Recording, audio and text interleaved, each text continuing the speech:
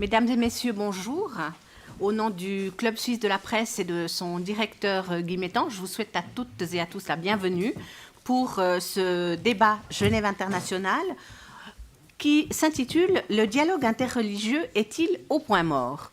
Je tiens à remercier le canton de Genève et plus particulièrement le délégué à la Genève internationale, M. Olivier Couteau, pour le soutien qu'il nous apporte pour ces débats.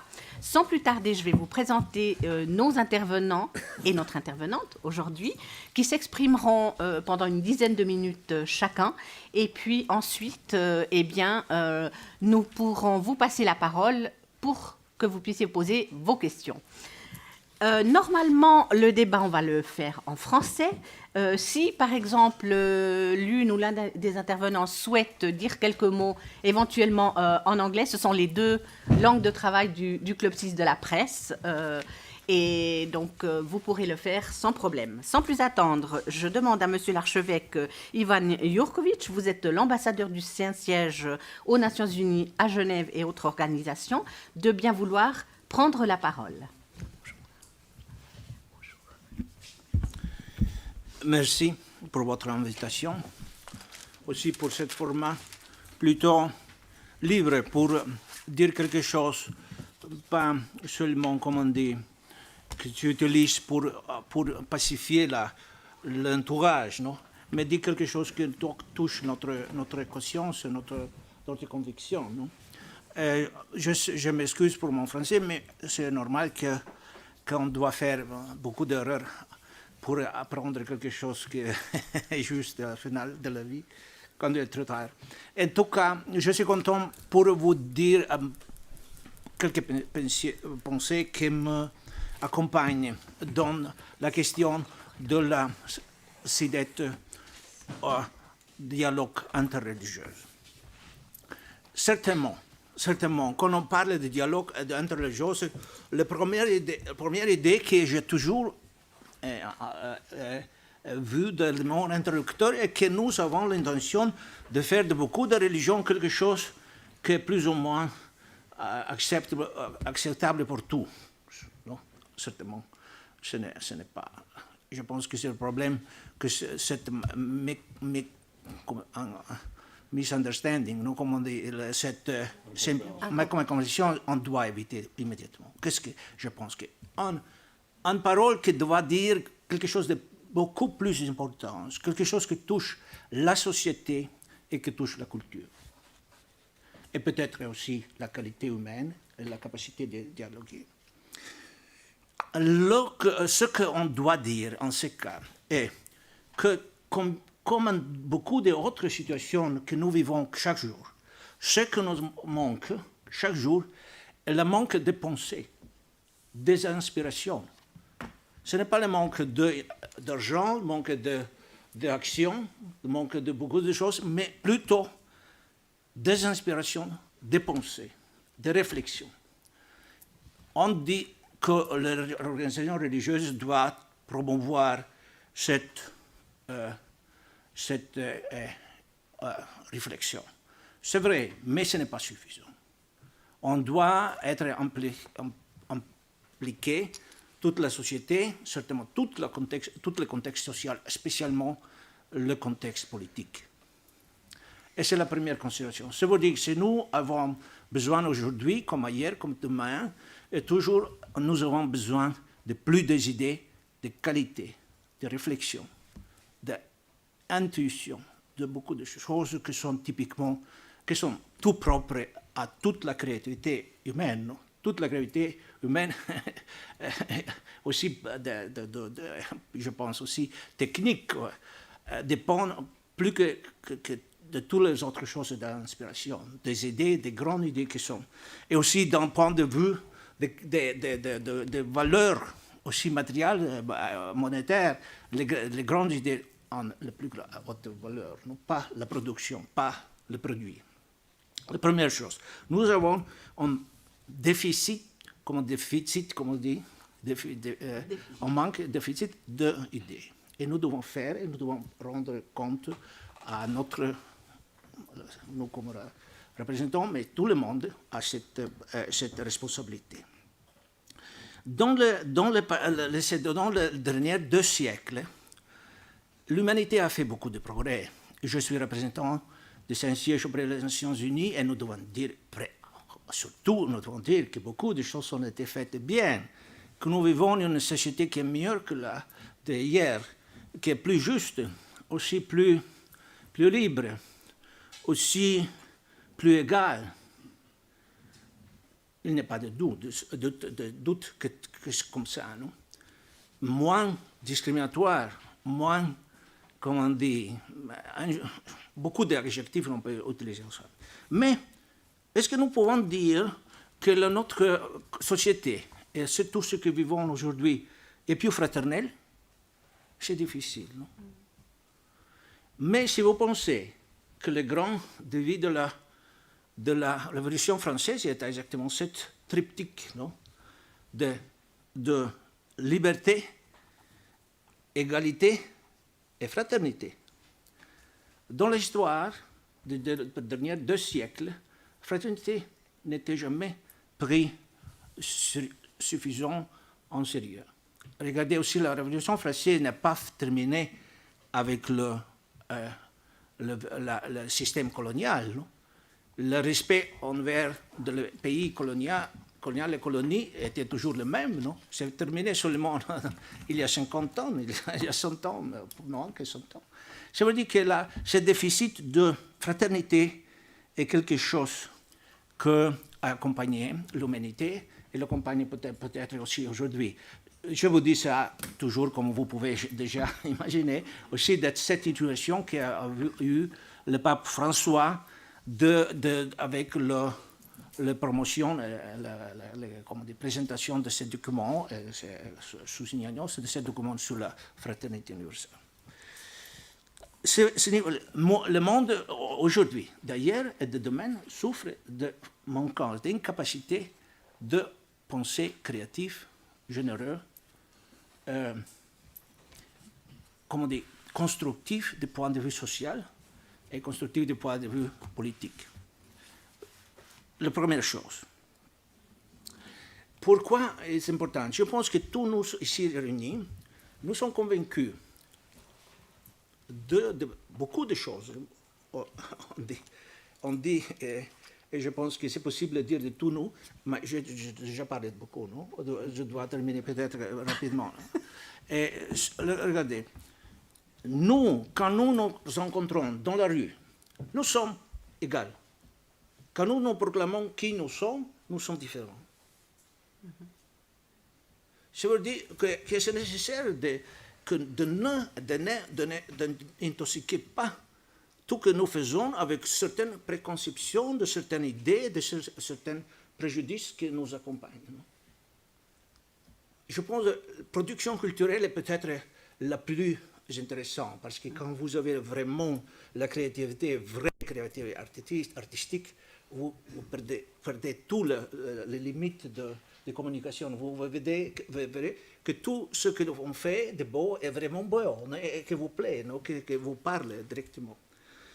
Mais la chose que nous devons faire, pourquoi est-ce comme ça? C'est quelque chose qui est connecté peut-être avec l'idée biblique, que fondamentalement, la société humaine est la société de frères et sœurs. Pas de mère et père, je ne sais pas, ou de directeurs aussi, mais de frères et sœurs. Et c'est quelque chose que vous savez que la Bible, probablement dans notre religion aussi, vous trouvez certainement dans la Bible comme essentiel, non? Ce mystère que la responsabilité de proches est immédiate et directe et sans limite.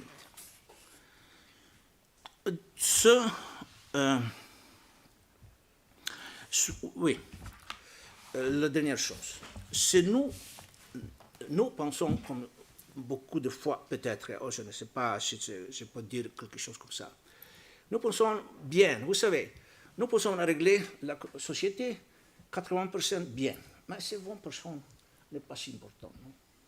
20% nous pouvons les laisser libres pour quelques discriminations, pour quelque chose que nous réglons. Le problème est que dans l'histoire, historiquement, succède exactement que ces 20% vont venir et ça va venger Ça veut dire que solutionner seulement le problème à 80 personnes n'est pas suffisant. Doit être général, total, généreuse, ouverte, tout ce que nous voulons promouvoir aussi, je pense, pendant cette conversation. Merci. Merci beaucoup, Monsieur l'ambassadeur, pour avoir lancé le débat que nous allons continuer avec vous, Monsieur le Cheikh Khaled Bentounes. Vous êtes le chef spirituel de la Voie Soufie Alaouia. Je vous remercie de votre présence. Alors, je voudrais savoir si, à votre avis, le dialogue interreligieux est au point mort ou bien s'il continue et qu'il est toujours vivant. Mesdames et messieurs, bonjour. Votre Excellence. Voilà. Oui, je vous laisse parler près du micro. Donc, d'abord, je me réjouis d'être parmi vous et de pouvoir, encore une fois, m'exprimer avec d'autres dans le sens qu'a pour nous le dialogue interreligieux. J'ai assisté depuis très longtemps et partagé avec d'autres et de nombreuses personnes de différentes religions ce qu'on appelle le dialogue interreligieux, à commencer par Assise dès les années 86. Il se trouve qu'aujourd'hui, le dialogue ou la conception qu'on avait du dialogue dans les années de la fin du XXe siècle ne répondent plus aux besoins de l'humanité d'aujourd'hui. Aujourd'hui, ce n'est pas le dialogue qui nous manque. Nous avons longtemps dialogué. Aujourd'hui, c'est de passer à la réconciliation et à la reconsidération de cette humanité. Qui nous sommes en réalité? Sommes-nous des humanités plurielles ou nous sommes une humanité? C'est cette question, à mon avis, qui aujourd'hui est essentielle. C'est comment réconcilier la famille humaine dans sa diversité, tout en respectant les différences. Monseigneur vient de nous dire que nous manquons d'idées. Je crois que les idées, on en a beaucoup, mais nous manquons d'audace. Nous manquons d'audace. Nous avons, depuis 2014, essayé avec les Nations Unies d'instituer cette journée qu'on appelle la Journée internationale du vivre ensemble en paix. Au début, c'était pratiquement presque c'était une utopie. On n'y croyait pas. On recevait aux Nations Unies, que ce soit au secrétariat général ou dans les missions qui représentent les pays, avec de grands sourires, mais en nous faisant comprendre que, bon, c'était les Nations Unies, c'était quelque chose de sérieux. Et que cette idée-là, bon, elle est généreuse, mais des journées, il y en a tellement, il y a même des journées pour la pomme de terre. Donc, je veux dire, comment la conscience de ceux qui représentent cette humanité, la conscience politique de ceux qui la représentent. Mais, néanmoins, 4 années plus tard, cette journée, le 8 décembre 2017, elle a été adoptée à l'unanimité des 193 pays. Et ça, on ne s'y attendrait pas du tout. C'était quelque chose, on est parti de presque, bon, je dirais, de l'utopie à une réalité qui dépassait toutes les espérances. Donc ça veut dire que si on a l'audace, et si la société civile, parce que le problème est aujourd'hui, c'est la société civile qui doit bouger, qui doit s'exprimer, qui doit exiger. C'est pas les politiques. Aujourd'hui, aucun politique ne peut. C'est pas par manque de courage ou de percée ou de moyens, mais parce que les politiciens sont aujourd'hui, à mon sens, toujours ça, c'est d'après ce que je constate, ils sont emprisonnés dans un système qui les empêche, un système d'intérêt, un système de clientélisme et d'intérêt particulier, d'intérêt financier, économique, etc. Donc, il faut, c'est aujourd'hui à la société civile, donc à cette humanité, dans sa diversité, de s'exprimer et de demander cette réconciliation de ses membres, afin que nous puissions voir l'humanité comme un corps où chaque nation, chaque peuple, chaque tradition, chaque philosophie, croyant ou incroyant, chacun puisse trouver sa place.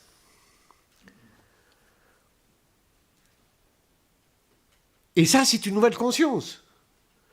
Pour arriver à ça, il faut des moyens. Comment peut-on aujourd'hui dépenser 3 milliards par jour pour les armements? Quel investissement fait-on pour la culture de paix? Il faut regarder, c'est tout. Quelles sont les écoles aujourd'hui, les universités, les institutions qui enseignent la culture de paix? Où sont les programmes? Pour vous donner une idée, on a c'est peut-être des idées folles, mais il n'empêche qu'elles sont là et qu'elles... Nous avons, avec la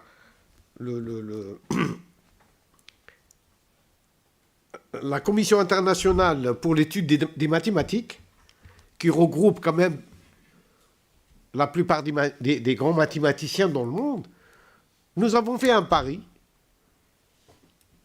c'est celui de pouvoir faire les mathématiques et le vivre ensemble, le pourquoi et le comment. Et regardez ce qu'il est sorti. 26 universités du monde qui ont travaillé dans un colloque international pendant une quinzaine de jours. Et voilà ce qu'il est sorti.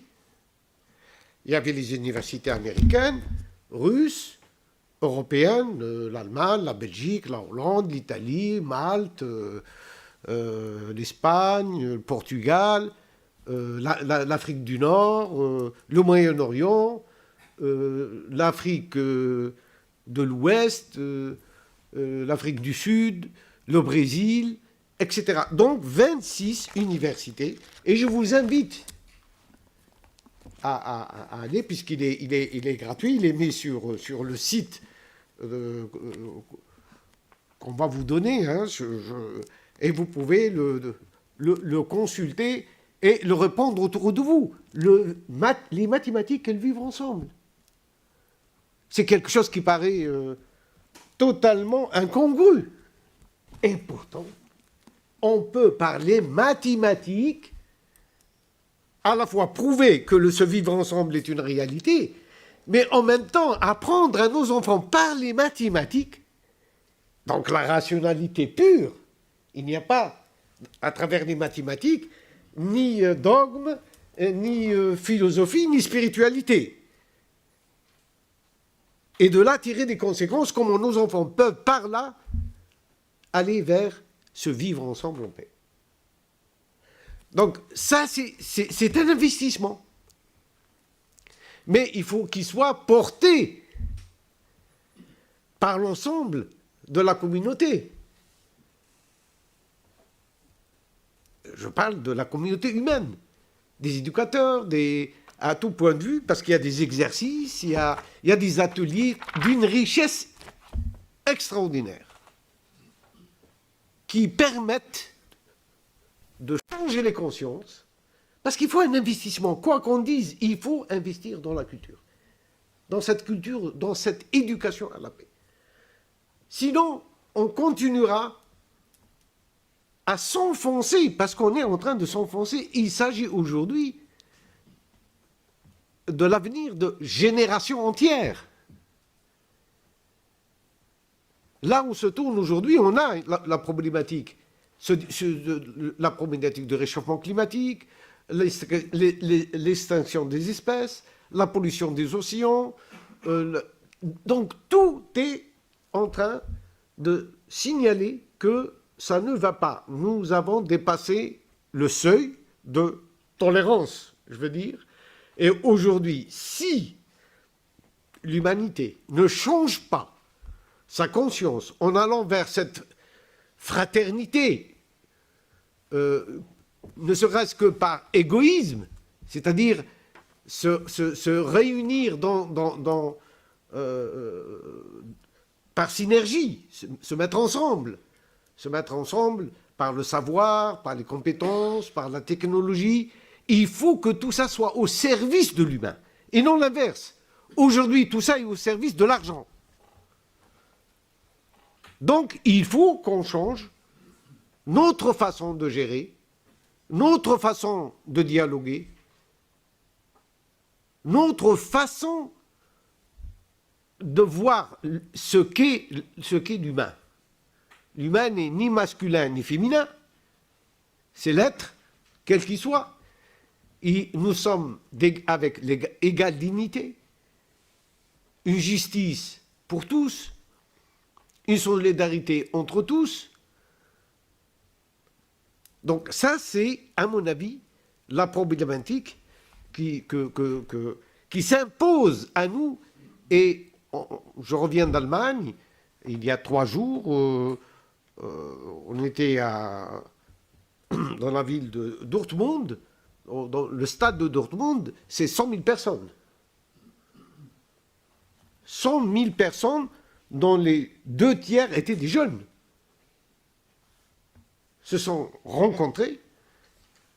J'ai fait une conférence, donc c'était dans le cadre des églises protestantes d'Allemagne, le Kirchentag comme ils l'appellent, et il y avait effectivement Madame Merkel, il y avait plusieurs ministères, la ministre de l'Éducation, le ministre de l'Intérieur, plusieurs ministères. C'est pour vous dire qu'il y a certains pays qui commencent aujourd'hui à prendre les choses au sérieux, je l'espère. Parce que si on ne le fait pas, nos jeunes aujourd'hui défilent dans les rues. Ils demandent du sens. Ils cherchent qu'on préserve leur avenir.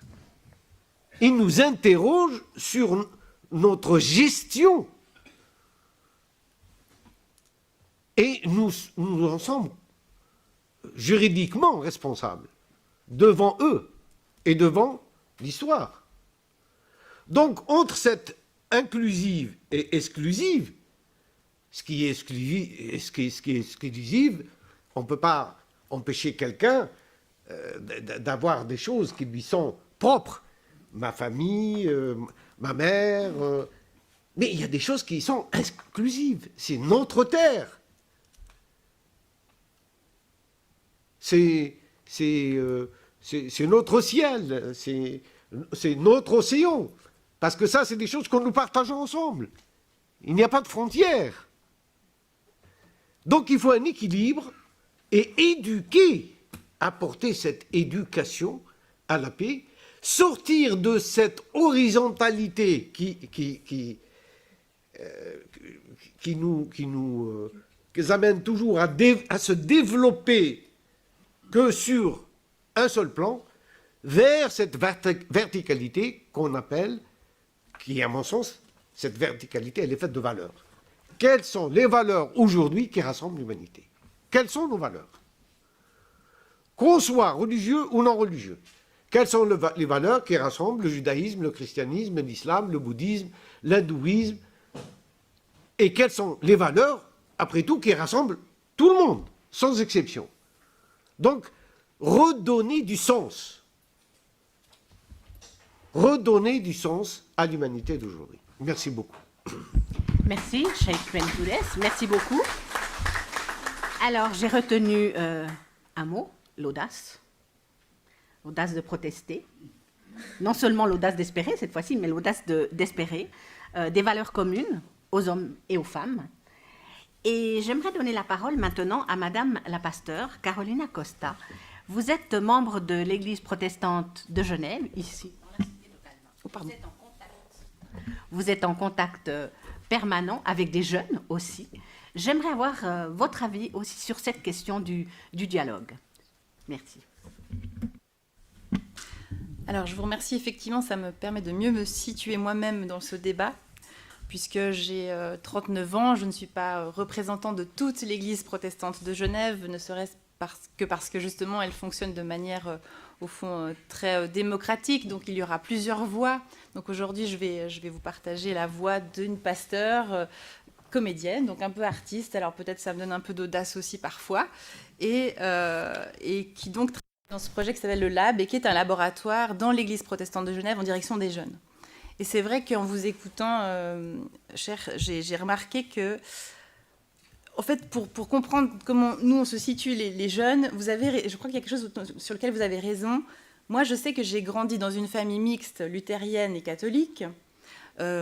Je me suis mariée avec un agnostique. Et puis, mon beau-frère est juif. Et au fond, pour moi, le dialogue interreligieux, je le pratique depuis que je suis née, au fond.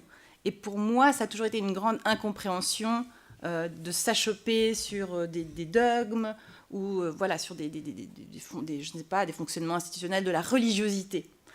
Et la valeur universelle que vous essayez de chercher, ou je sais que vous l'avez trouvée, au fond, elle a un mot qui est mon mot préféré, c'est la raison pour laquelle je me suis engagée quand même comme pasteur, c'est l'amour. Et c'est vrai que je pense que les jeunes, peut-être vous avez remarqué aussi qu'il y a beaucoup de publicité, de merchandising autour du mot love, love, love. Je sais pas, c'est quelque chose qui m'a beaucoup frappée dans les concerts et puis les chœurs. Et on sent en fait cette soif d'amour. Et l'amour dans toute sa diversité, donc l'amour fraternel, l'amour sociétal, l'amour familial, l'amour amoureux. Il y a une soif immense d'amour, donc de paix, de justice, etc.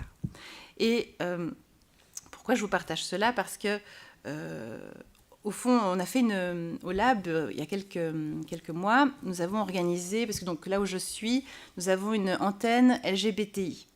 Alors, c'est lesbienne, gay, bisexuelle, transgenre, intersexes. Et au fond, c'est quelque chose de complètement nouveau et émergent. Et nous travaillons justement sur la réconciliation. C'est vraiment par ce biais-là que tout le travail a été amorcé depuis la création de ce laboratoire à destination des jeunes.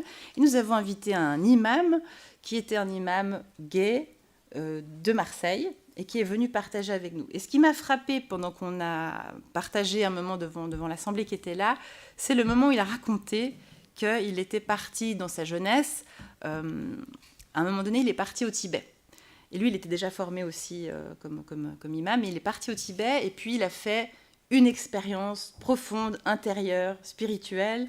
Et puis, il s'est mis à lire quelque chose sur le bouddhisme, sur le Dalai Lama. Et on a eu une fraction de seconde où on a eu une espèce de rencontre très comme ça, forte, parce qu'on s'est rendu compte qu'on avait lu le même livre, parce que j'ai en fait exactement fait la même chose que lui. Je suis allée au Tibet, j'ai aussi vécu une expérience. Et puis, ce Dalai Lama disait, ce que vous avez expérimenté là, ce que vous avez vécu, sachez que vous le trouverez dans le bouddhisme, mais vous le retrouverez aussi dans votre propre tradition spirituelle. Et ce que je ressens aujourd'hui dans le débat, je suis d'accord avec vous, c'est comme si on avait tous besoin de descendre plus en profondeur. Et puis le thème aujourd'hui, c'est le dialogue. Et on n'a encore rien dit de ce mot, qui en fait est un mot absolument magnifique. Et en tant que facilitatrice professionnelle Imago, c'est une méthode qui est basée sur le dialogue. Il y a une chose dont je réalise du coup en nous écoutant les uns les autres. Donc, dialogos, en grec, dia, à travers, et puis le logos, la parole. Donc, quand je dialogue avec quelqu'un, quel qu'il soit, quel que soit ce frère, qu'il soit d'une autre religion, d'une autre spiritualité, d'autres convictions, dans un dialogue, il y a toujours quelqu'un qui doit écouter. Quelqu'un parle, je reçois cette parole, mais la plupart du temps, lorsque nous dialoguons, nous ne dialoguons pas. Parce qu'en fait, nous sommes en train de préparer nos réponses. Nous ne sommes pas du tout avec l'autre. Nous sommes toujours dans notre monde. Alors, le dialogue demande au contraire que si j'écoute, j'oublie tout ce qu'il y a dans mon monde parce que je vais traverser ce pont pour aller rencontrer un autre humain dans sa manière de voir les choses, dans son environnement, dans sa culture, etc.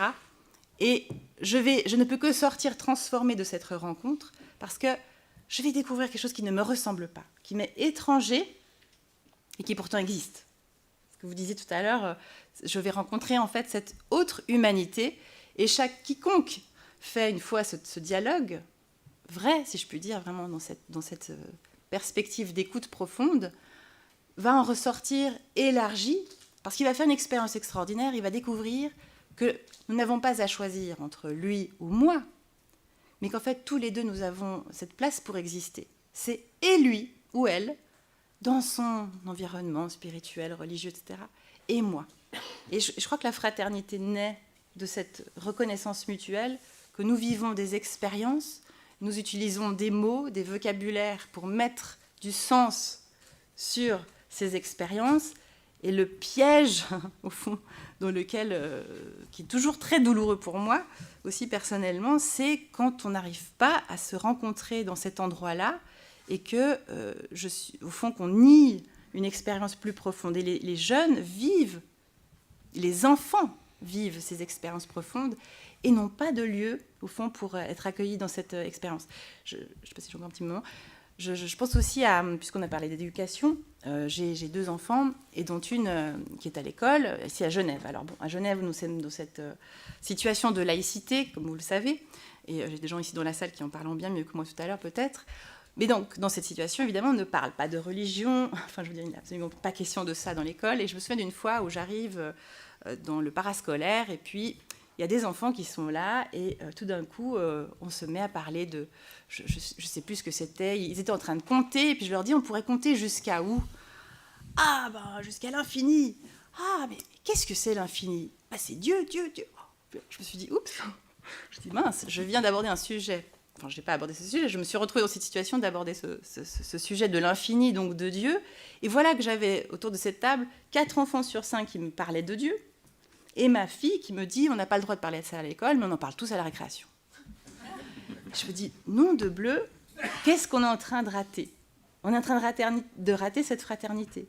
Et cette fraternité passe par la connaissance, et on en reviendra quand même toujours à ça. Donc je trouve ça merveilleux qu'on ait trouvé cette astuce par les mathématiques. Il y en a aussi une autre qui est quand même développée aussi dans beaucoup d'endroits et qui devrait être aussi obligatoire, c'est la philosophie avec les enfants. Ne serait-ce que cela, pour effectivement développer l'empathie, la justice, etc. Donc voilà un petit peu ce que j'ai envie de vous partager, disons, en vous écoutant les uns et les autres. Et je me réjouis d'écouter mon confrère. Et puis peut-être juste encore dire une chose, parce que c'est important sur Genève. Il y a... les protestants sont de fait une église, évidemment, qui est dans ce dialogue, dans cette discussion et donc de reconnaissance mutuelle.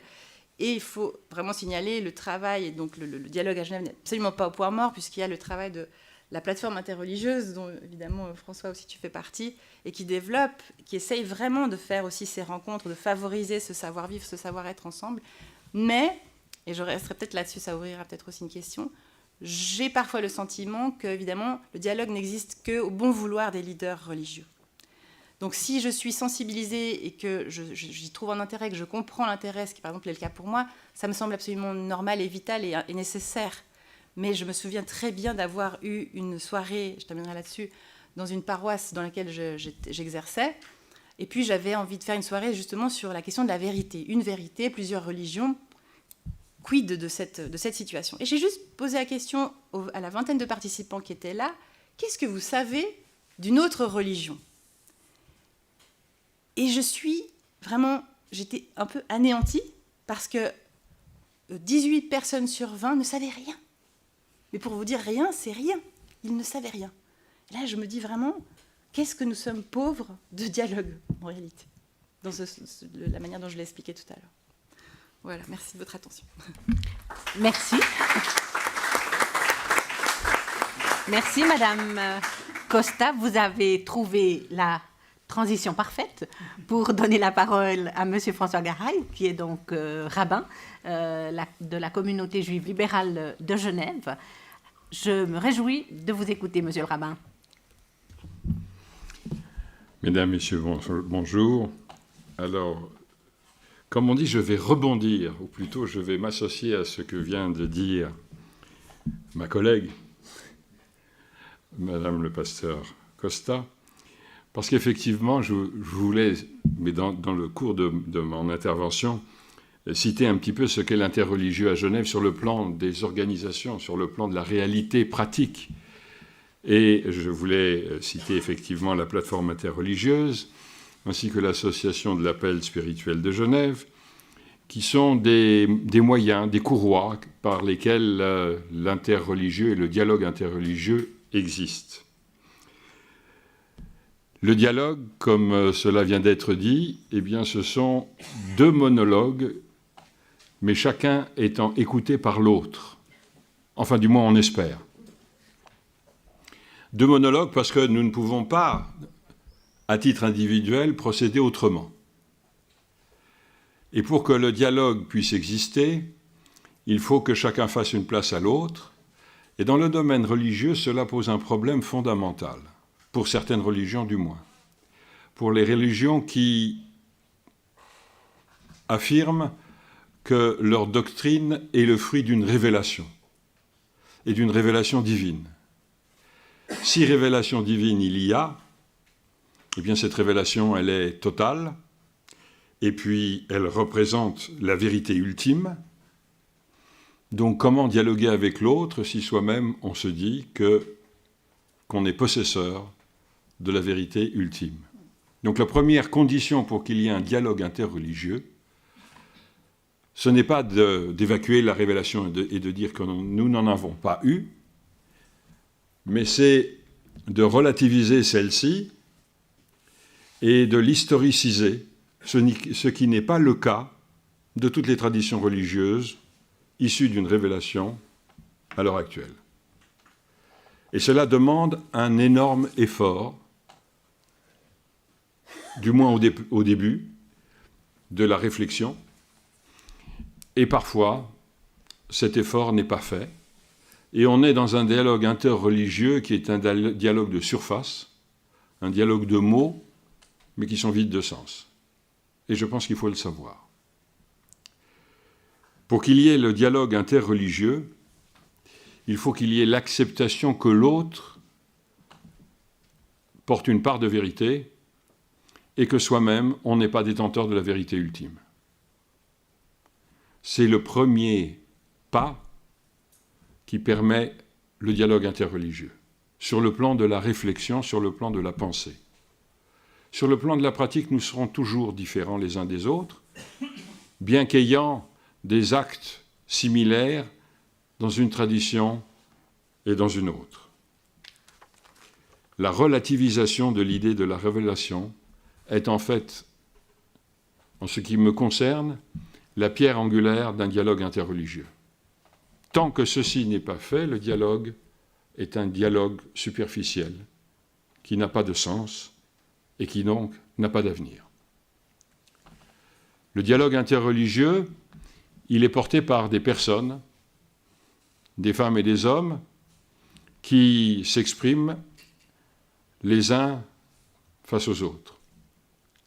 Et parfois, le dialogue interreligieux, il passe à travers des actes, des moments particuliers.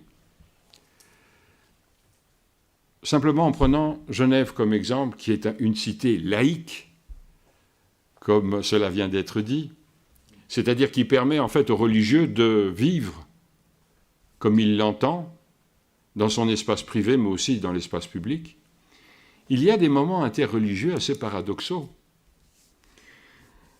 Par exemple, ce qui se passe le jour de l'escalade, le samedi de l'escalade, où un culte est prononcé et organisé par l'Église protestante de Genève, ou par la Compagnie des pasteurs, mais à l'intérieur de la cathédrale. Et culte pendant lequel interviennent des représentants d'autres communautés religieuses que la communauté chrétienne. Alors on me dira, c'est une image, c'est une fois par an, c'est vrai, comme l'activité principale de l'association de l'appel spirituel de Genève. C'est une fois par an, mais c'est symbolique. C'est montrer que dans le fond, on peut, dans un certain cadre, s'exprimer en tant que soi-même, en tant que personne religieuse, qui s'exprime dans un cadre qui n'est pas le sien, mais où elle est le bienvenu. Et qu'est-ce qui a fait, quelquefois, avancer beaucoup plus vite l'interreligieux? Ce sont des événements.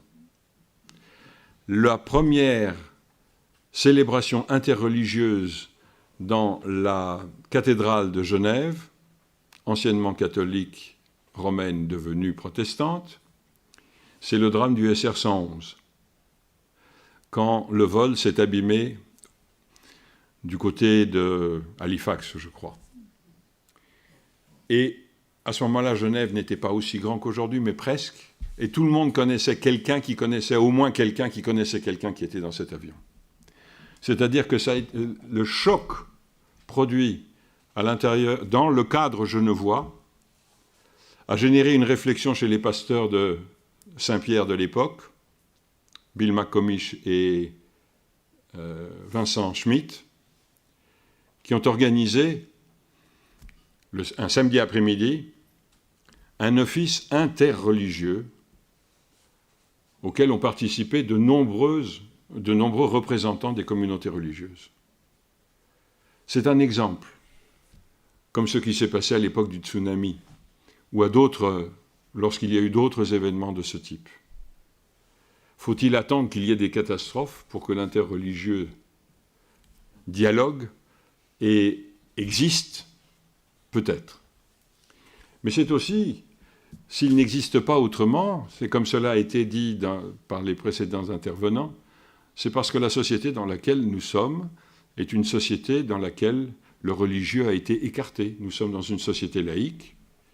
Nous bénéficions de cette société laïque pour être nous-mêmes, mais cette société laïque, quelquefois, est amnésique et oublie le passé, oublie son histoire, oublie comment elle s'est construite, et oubliant comment elle s'est construite, elle ne peut pas élaborer un avenir dans lequel le dialogue, non seulement interreligieux, mais interintellectuel en quelque sorte existe, et que regardez aujourd'hui les invectives qui fusent de part et d'autre.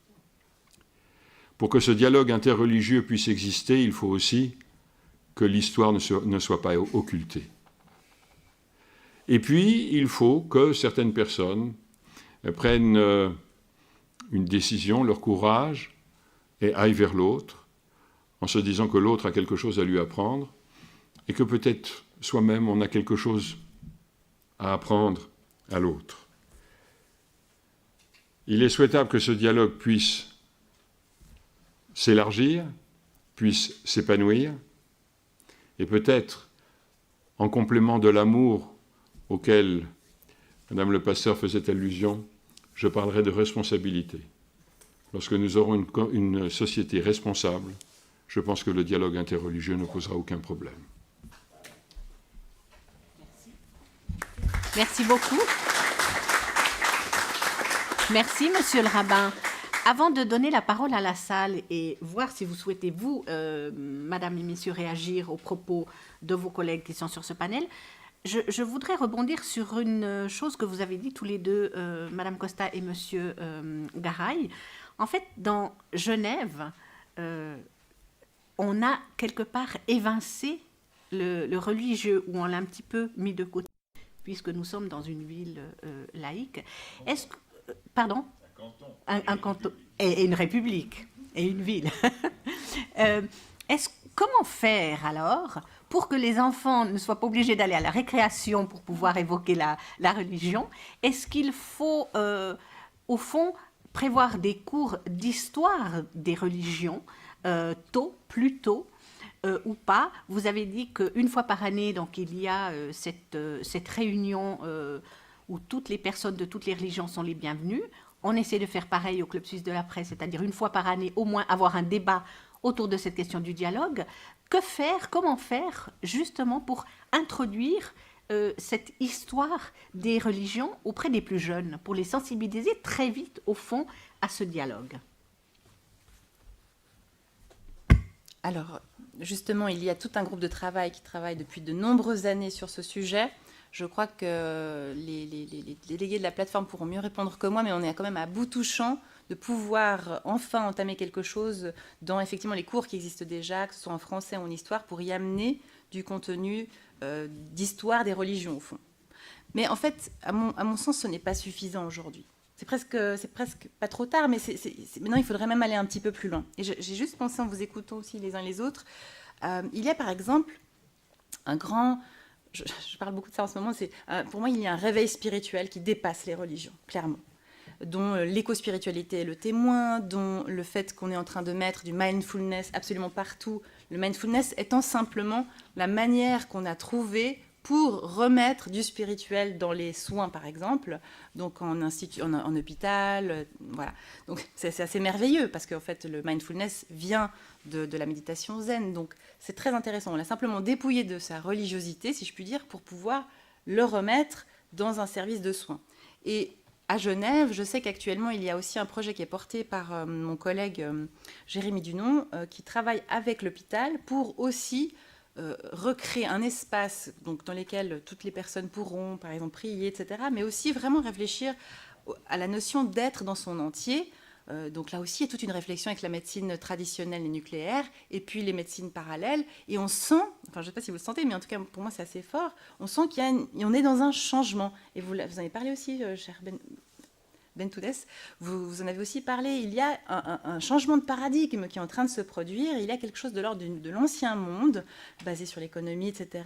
Et puis une soif d'un nouveau monde. Et on est vraiment en train de vivre cette transition. Donc, au fond, effectivement, le dialogue tel qu'on l'a connu ici, il est peut-être un peu dépassé. On est vraiment vers quelque chose au-delà de cela, au-delà du religieux, vraiment dans l'être profond, le spirituel, l'être spirituel, et dans toutes ces dimensions, qui d'ailleurs, dans une vision juive, rejoint là aussi plus cette idée, je crois, si je ne me trompe pas, le cœur, l'esprit, la chair, cet ensemble-là. Et on est en train d'entrer dans cette, je crois, dans cette phase-là de l'humanité.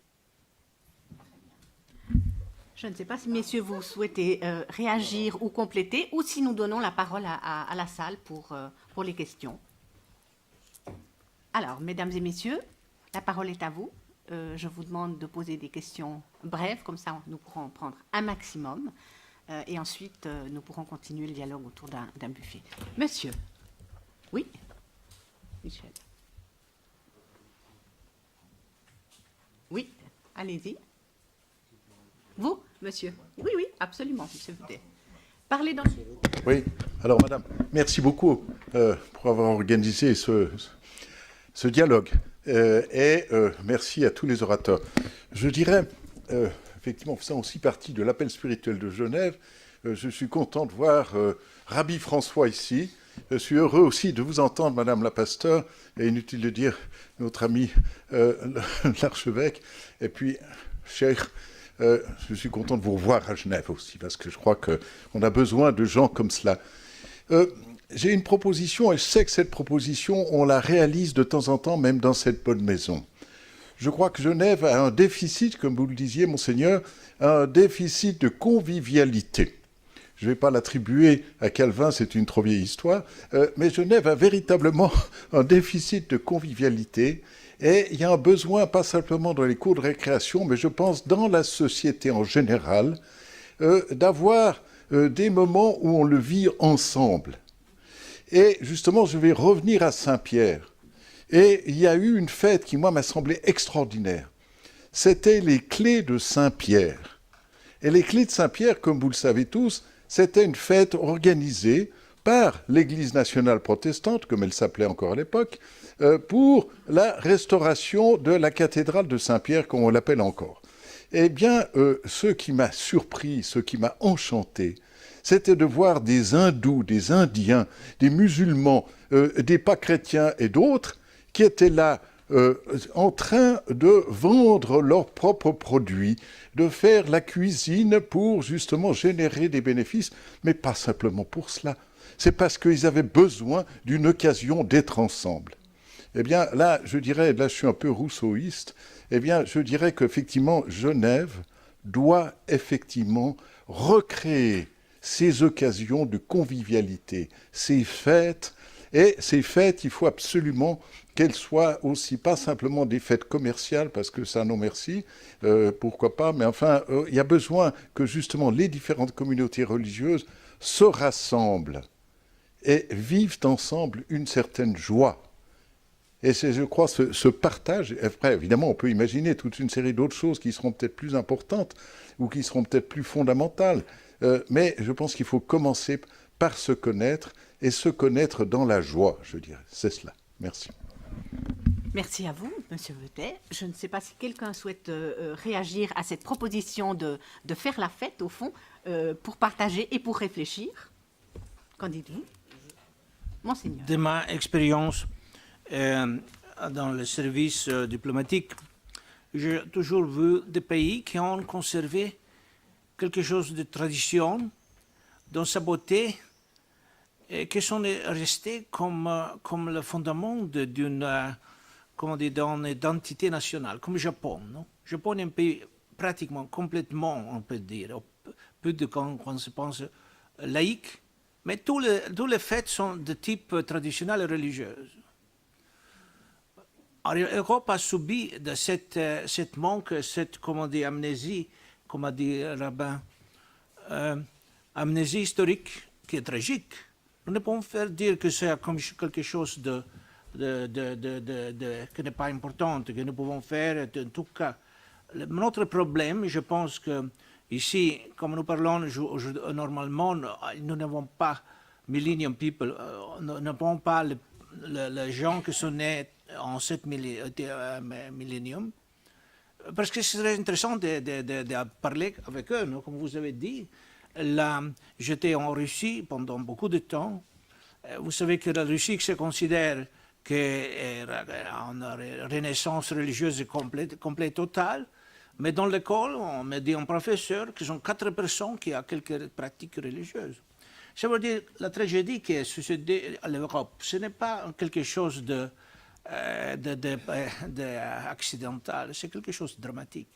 Et je pense que chaque effort de trouver dans la convivialité de chaque jour, de la fête aussi nationale, non, aussi civile, aussi politique, aussi, doit être un petit peu lié à tout ce qu'on est pendant 1000 ans. On ne peut pas oublier de 1000 ans, la Confédération suisse est une des nations plus longéves dans l'histoire.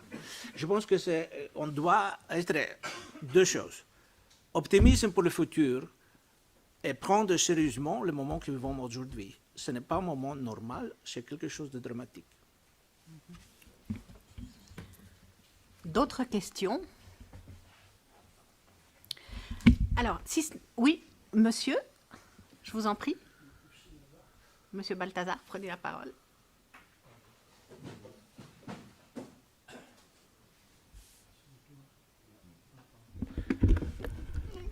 Bonjour. D'abord, je voulais vous dire merci parce que je trouve cette conférence très intéressante. Moi-même, je viens d'une famille assez religieuse puisque j'avais mon oncle qui était cardinal. Enfin, il est décédé juste avant d'avoir été baptisé. Enfin, pas baptisé, non. Voilà. Merci. Et ensuite, j'avais mon père qui travaillait au Vatican, donc je suis né là-bas, j'ai vécu plusieurs années là-bas. J'ai connu aussi, enfin j'ai eu la chance d'avoir le Saint-Père François aussi, j'ai même pu lui serrer la main. Enfin bref, ce que j'aimerais rebondir un peu sur ce qui s'est dit ici. Et je me posais la question, enfin je sais que ça se fait, mais est-ce que ce ne serait pas possible qu'il y ait, on appelle ça des messes ou des cultes ou ce qu'on veut, mais que ça se fasse pas quelques fois dans l'année, mais peut-être à une échelle beaucoup plus régulière, je dirais. C'est qu'il y ait des réunions ou voilà, dans des églises, des endroits où on se recueille, où justement il y ait ces moments de convivialité, de la recherche de l'esprit et tout ça. Est-ce que ce serait possible que ça se fasse ici à Genève, par exemple? Ça, c'est ma question.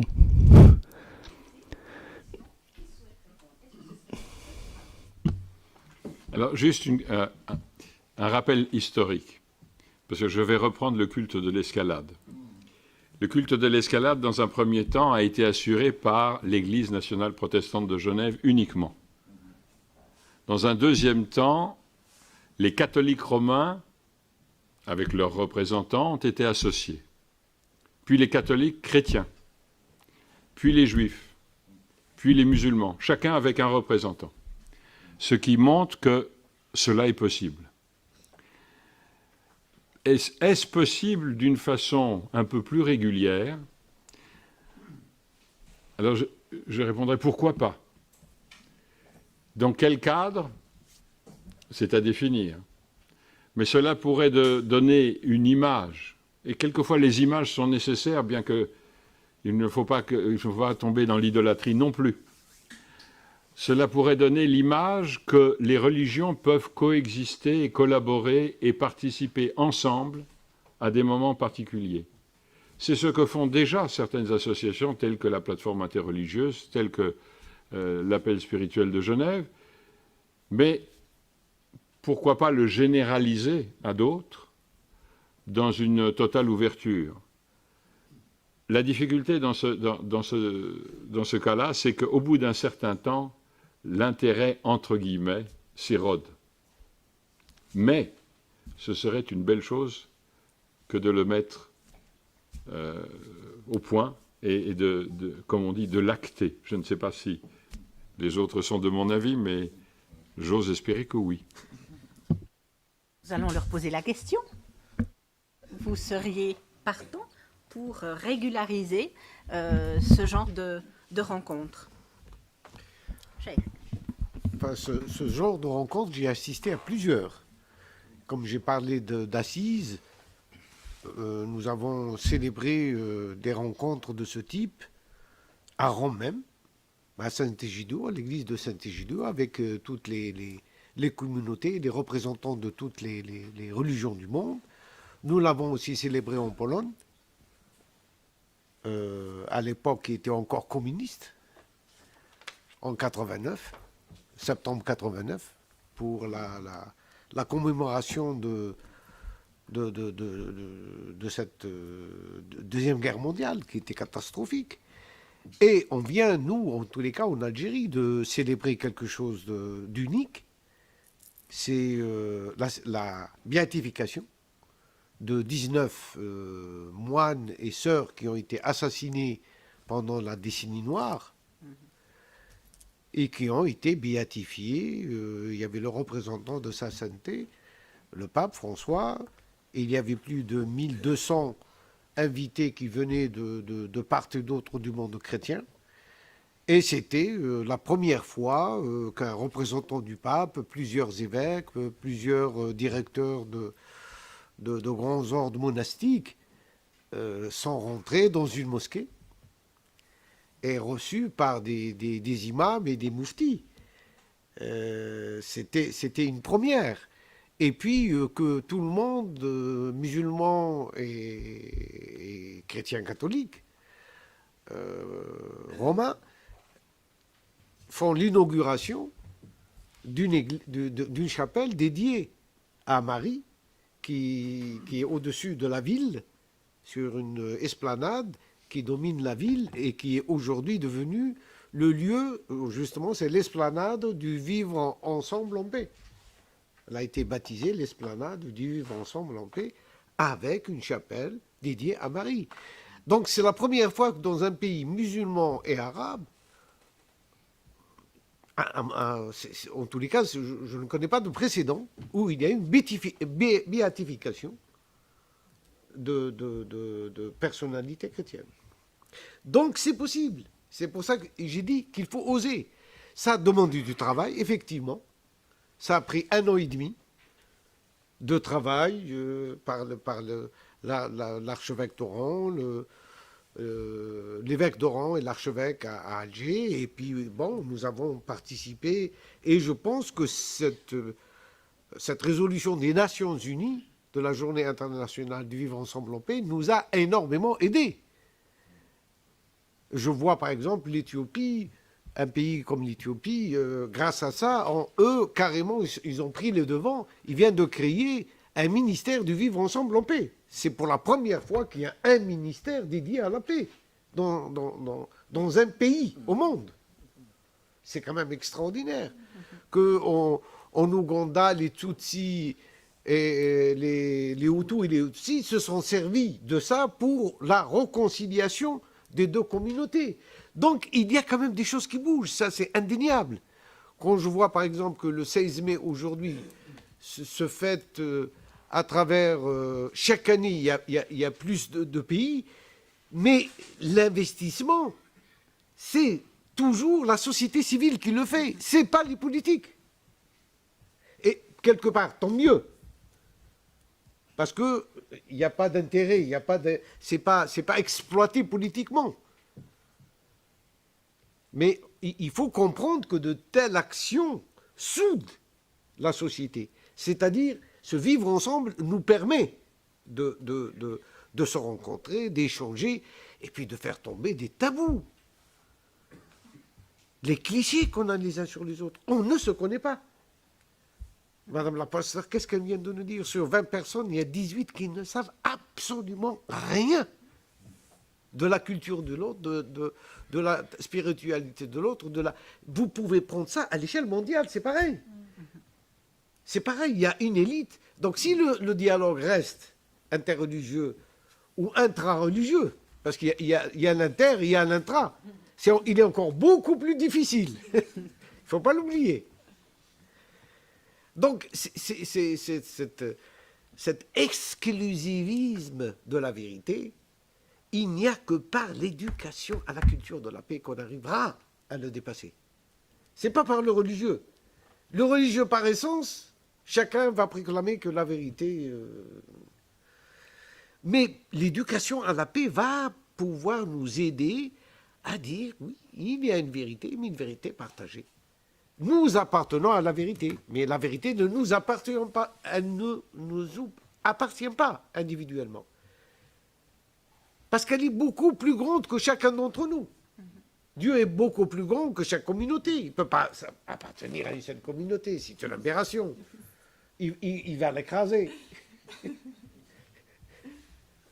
Alors, est-ce que, par exemple, il n'y a pas aussi un déficit d'information de la part de toutes ces personnes, groupes, communautés qui font des choses formidables au niveau de cette éducation à la paix, mais on n'en parle peut-être pas assez. Est-ce que là, il y aurait peut-être un effort de communication à faire de la part de vous tous, de nous tous, pour mieux informer autour des choses positives, puisque en général, on ne parle souvent, on ne met l'accent que sur des choses négatives. Est-ce que là, on n'a pas un effort à faire à ce niveau-là, au niveau de l'information? Oui, Madame Costa. J'ai envie de réagir juste sur, justement, rassembler 2-3 choses en racontant juste une anecdote. Il y a 2 ans, il y avait eu ces événements tragiques en France d'un prêtre qui avait été assassiné dans son église, et quelque chose m'avait énormément touchée. L'église catholique avait décidé que un des dimanches suivants, ils invitaient toute la communauté musulmane à venir chez eux, célébrer avec eux. Et je me suis dit, mais ça c'est d'une... Je sais pas, c'est comme c'est un miracle, c'est un cadeau, c'est quelque chose de magique de faire ça. C'est en fait tout simple. Et donc, fort de cette action, je me suis dit, et si nous, à Noël, on invitait la communauté musulmane à venir fêter Noël avec nous? Donc, c'était vraiment tout simple. Et pour dire aussi qu'on peut reprendre chacun et chacune ce pouvoir, en fait. Hein. Donc, d'organiser ça, nous avons réussi finalement à avoir quelques personnes qui sont venues. Et la petite magie de l'histoire, c'est que, comme nous sommes nous-mêmes dans un processus au lab de revisiter notre propre tradition et notre propre héritage protestant et chrétien, nous avions décidé de ne pas mettre de sapin de Noël. Et une personne de l'équipe avait dit « Et si on mettait un palmier ?» Parce que ça correspondrait un petit peu mieux quand même à la Judée, à l'environnement de la Judée, etc. Bon, on s'est dit super. Et j'oublierai jamais Rafid Ouardiri, l'ancien porte-parole de la mosquée, qui arrive ce matin-là pour célébrer avec nous, et qui, en voyant le palmier, nous a dit « Mais est-ce que vous connaissez l'histoire de la naissance dans le Coran de Marie avec les palmiers ?» Vous voyez, moi, ça j'appelle ça un clin d'yeux. Vraiment, pour moi, c'était une manière comme de recevoir une bénédiction de la part de Dieu. Vraiment, ce moment-là, c'était incroyable. Donc, c'était en fait tout simple. Et je me dis, mais comment pouvons-nous les uns et les autres, alors peut-être pas effectivement tomber dans cette grosse peut-être machine qui serait l'organisation chaque année, qui demanderait beaucoup d'efforts, etc. Mais au fond, de s'inviter, ne serait-ce que ça, les uns les autres. Je sais que la mosquée fait aussi des journées portes ouvertes à la fête des voisins, par exemple. Mais qui y va ? je m'inclus aussi dedans. Hein. J'entends. Pour favoriser ces échanges, nous avons aussi, tu parlais de responsabilité tout à l'heure, au fond un peu cette responsabilité d'aller nous rencontrer les uns les autres. Et puis, je m'excuse, il m'a échappé une dernière chose, mais peut-être je m'en souviendrai après, ce que vous avez dit. Alors, je redonne une dernière fois la parole à la salle, à Guy Mettan. Bon, merci. Merci d'abord d'être là. Effectivement, je m'excuse, je suis arrivé un tout petit peu en retard.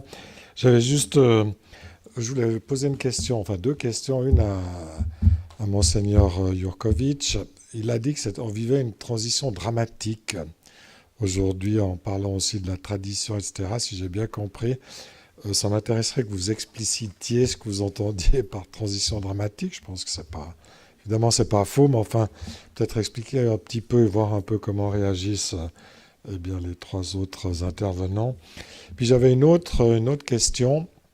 C'est vrai que le dialogue interreligieux, dont vous êtes les témoins ici, a fait beaucoup de progrès, je trouve. Il y a eu l'appel de Genève, évoqué par Michel Veutet. Donc, effectivement, on constate quand même une mise en place et que ça se passe, enfin que le courant quand même passe. Mais le problème, c'est ceux qui ne sont pas présents autour de la table, parce que dans chacune des religions que vous incarnez, il y a on va dire, des ultras, ou je ne sais pas comment les appeler, des hyper-orthodoxes. Je ne veux pas non plus désigner, et puis les désigner à la vindicte comme des gens qui seraient déviants, etc., parce que le vocabulaire aussi est souvent faux, hein, dans ce genre de choses. Mais disons, dans l'intérieur de chacune des religions, on voit des mouvements, disons, ultra, qui, eux, sont très, très peu disposés au dialogue. C'est vrai chez les juifs, avec les ultra-orthodoxes, chez les chrétiens, avec certains mouvements évangélistes, ou je sais pas, ou d'autres. Chez les musulmans, bon, on connaît peut-être un petit peu mieux la chose, quoique vu de loin, parce qu'on n'est pas plongé dedans. Enfin, sauf de temps en temps à cause d'attentats, mais on n'est pas plongé dans la réalité. Ça touche les hindouistes, ça touche les bouddhistes qui ont longtemps passé pour des gens extrêmement pacifiques et dont on voit qu'ils ont aussi leurs propres extrémistes. Donc comment on fait aussi par rapport à ce phénomène, justement pour essayer de joindre à l'intérieur de vos propres religions ces gens qui disons, sont moins ouverts au dialogue? Deuxième partie de la question, voilà. Mais je laisse ça. Je ne voudrais pas entrer en la sensibilité locale de Genève qui a choisi aussi cette voie de laïcisme, non? Ce que je dis n'a pas aucune relation avec ça. Je pense que la société de tolérance, nous avons accepté dans la société où on doit tolérer tout sauf la tradition. Vous avez cette nécessité, les Nations Unies, non? Lorsque nous explorons, nous verrons qu'il y a beaucoup de gens dans les Nations Unies, représentants des pays, qui ont comme une vocation pour social engineering, non? Comment dire, qu'on a domination culturelle qui doit venir de partie des Nations Unies, les pays plus promus, les pays plus libéraux. on doit, quand vous acceptez la position libérale, vous êtes correct, vous êtes dans la voie correcte, tout le reste est difficile. Ce sera un problème pour nous, pour le futur. Et c'est inutile de dire que ce restera impuni, comme on dit, non? Ce sera quelque chose qui laissera beaucoup de conséquences. Je pense qu'il est injuste, simplement injuste, et nous ne devons jamais accepter, pour la tolérance de l'autre opinion, de renoncer à la propre opinion. Non? Vous avez cette incapacité de défendre les positions traditionnelles, c'est incroyable. Vous pouvez avoir une audience de 1000 personnes, personne ne va défendre la position qui est plus normale, que serait, je suis né il y a, non, je sais pas, tout ce qui appartient à ta vie et tout ce qui appartient à ton environnement, pour ne pas faire quelque chose contre le qui pense différemment. Quelques problèmes. Ce n'est pas facile, ce n'est pas la réponse. Je pense, je ne sais pas si nous aurons l'autre occasion de parler, parce que je voudrais peut-être conclure avec quelques pensées que vous avez dites. Dans la salle des armements, à Nations Unies, il est écrit désarmer ou périr. Non. Ce n'est pas. Je pense que nous devons dialoguer ou périr, mais dialoguer tout. Toutes les positions, non? Je pense que ici nous avons représenté. Nous devons assumer devant le dialogue, la recherche de la vérité de que nous sommes, que notre histoire, doit être essentielle, comment dire, absolument indispensable.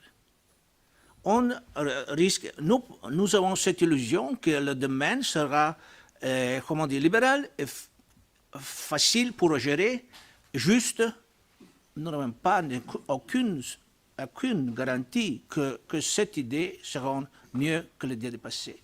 Vous savez, l'arbre, tout ce qui est vital, doit commencer avec la racine et continuer la vie. Et je pense que nous ne devons jamais perdre, quand nous pensons de notre société, de cet aspect. Nous devons penser notre vie, notre histoire, notre législation, tout ce que nous voulons est conçu de passé, de la tradition, d'aujourd'hui, de demain. Seulement pour simplifier. Ce qui est nécessaire pour le dialogue, et le dialogue est indispensable. Ce dialogue est condition de, comment dire, comme oxygène de la vie normale. Si vous avez le premier. La seconde chose est que ce dialogue soit aussi à haut niveau. Non? Que ce n'est pas seulement entre nous, mais que c'est les représentants plus hauts de la religion, plus haut que le pape, non, comme on dit, c'est important. C'est pas, vous savez, quand le chef ne bataille un contre l'autre, les gens vivent la vie sereine. Non? Mais c'est quelque chose d'incroyable, cette valeur iconique de montrer ce que nous voulons et ce que nous pensons, que nous espérons. Aussi, ce que vous avez dit, la paix, et nous toujours passons la paix. Le problème du monde aujourd'hui est la paix. Aussi la convivence. Nous avons le monde plus dangereux que jamais dans l'humanité. Avec plus d'armement du monde n'a jamais existé. Plus d'argent que se gâte aujourd'hui pour ce que nous avons de voir comme dans notre dialogue, c'est exactement contribuer à la culture de la paix. Et ce n'est pas aujourd'hui une chose amatoriale, comme on dit, non? Quelque chose que nous pouvons manger. On doit être étudié, on doit être promu systématiquement, on doit être partie de la politique. Et tout ça.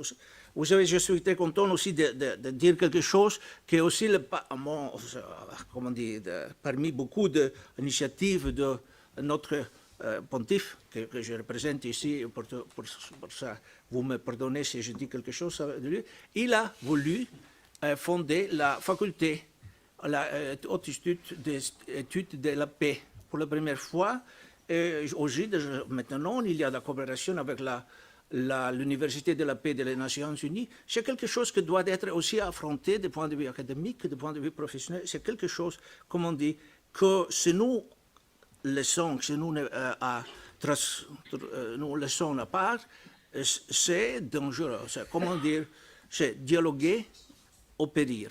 paix ou périr. Aujourd'hui, le monde est beaucoup plus complexe et plus compliqué. Ce que nous avons, cet engagement que nous avons montré aujourd'hui est vraiment un signe de responsabilité globale de ce qui se passe devant nous. Merci. Autres intervenants, si vous souhaitez conclure par quelques mots par rapport à la question que Guy a posée. Oui, M. Guy a soulevé la question de l'extrémisme. Et la question de l'extrémisme nous rappelle que le dialogue interreligieux est d'une importance capitale. Vous avez vu que le pape a fait récemment un voyage en Arabie, à Bahreïn, où il y a un appel qui est sorti avec le Cheikh Al-Azhar, et cet appel a été suivi récemment par l'appel de la Mecque, où il y a eu 1200 ulama et mouftis du monde musulman qui se sont rencontrés pour faire cet appel à la paix. Parce que c'est la paix, le respect des autres traditions, le respect des minorités. Donc, les choses se font. Mais on a parlé juste avant que c'est regrettable, mais la presse en fait très peu écho. Donc la résonance au niveau médiatique du monde est, je dirais, un handicap majeur. La deuxième chose, à mon avis toujours, c'est que ces initiatives qui sont prises par des responsables religieux ont, c'est certain, un impact sur l'ensemble. Mais au niveau des extrémistes, de quelque bord que ce soit, il ne faut pas rêver. Ils sont là et ils vont continuer à survivre parmi nous. Ça nous pose la question qu'il faut oser aller plus loin et d'investir dans la paix. Parce que la guerre, si elle existe, c'est parce qu'elle a des institutions. On forme des gens pour la guerre. Il y a des stratégies, il y a des académies militaires, je regrette. Mais il n'y a pas d'académie de la paix. On vient de dire, c'est depuis des années que l'ONU nous promet l'académie de la paix. Il y a eu je ne sais pas combien de projets. Un des projets qui était presque sorti de terre, c'est le projet du Costa Rica, du président, l'ex-président du Costa Rica, qui avait même donné une terre à San José, dans la capitale. Mais on n'est jamais arrivé à aller au bout. Dites-moi si vous connaissez aujourd'hui des universités où il y a une chaire pour la paix. Ben, dites-le moi. Moi, je ne connais pas. Donc c'est là le problème. C'est que non seulement il faut investir, il est temps. Comment peut-on aujourd'hui investir 17 000 milliards de dollars? C'est le coût de la violence dans le monde, des guerres. Ça, c'est le coût économique. C'est 13,64% de l'économie mondiale. C'est énorme. Et de l'autre côté, dites-moi ce qu'on investit de l'autre côté. Donc cet extrémisme, il a ses raisons d'être. Il y a la pauvreté, il y a des pays qui partent en dérive. Regardez ce qui se passe en Méditerranée. Regardez ce qui se passe au Moyen-Orient. Il n'y a plus de Syrie, il n'y a plus d'Irak, il n'y a plus d'Afghanistan, il n'y a plus de Yémen, il n'y a plus de Libye. Tout le Sahel est déstabilisé de l'Est à l'Ouest. Donc, mais tout ça, c'est pourquoi? Qu'est-ce qu'il y a derrière? Quels sont les intérêts? Quels sont les enjeux? Donc nous avons besoin plus que jamais de la paix. Sinon, ce tourbillon, il va emmener tout le monde. L'immigration, ces gens-là qui sont chassés de chez eux, de leur terre, où est-ce que vous voulez qu'ils aillent? Ils bravent la mort. La mer Méditerranée est un cimetière aujourd'hui. Où voulez-vous qu'il aille? Ils ont droit à la vie. Donc, l'investissement dans la paix est aujourd'hui le plus important, et si ce dialogue peut nous permettre, en tant que religieux, d'agrandir cet espace de paix entre nous, je crois que c'est à cela que nous sommes. La priorité des priorités pour moi. Merci beaucoup. Je crois que, Monseigneur, vous allez rester encore quelques minutes avec nous. Nous allons partager des rafraîchissements ici ensemble. Je crois qu'il y a des demandes d'interview aussi. Donc, je voudrais vous remercier. Oui, 15 minutes, si ça vous va. On va continuer autour de rafraîchissement. Je tiens à vous remercier toutes et tous, et vous, Madame et Messieurs les participants, pour ce débat très enrichissant, très intéressant. Je vous demanderai, avant de nous quitter, de bien vouloir signer le livre d'or, et puis nous allons nous quitter avec le sourire, puisque je vous donne le livre Cartooning for Peace. Merci beaucoup et à très bientôt. Et merci à ceux qui nous ont suivis aussi sur le site internet du Club Suisse de la Presse. Au revoir et merci.